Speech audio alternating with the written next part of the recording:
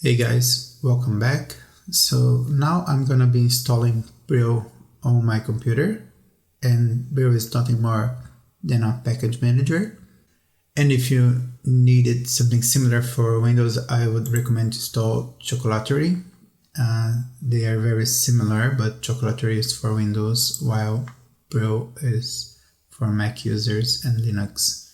So to install is pretty simple. We're just gonna copy this command here and then open terminal and paste it here, and we're gonna run, and we're gonna have to enter our computer password,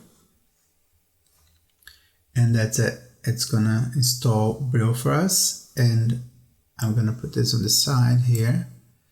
And if you're on Windows, you can install Chocolatery, and it's pretty much the same steps. You can just go install now and follow the steps here.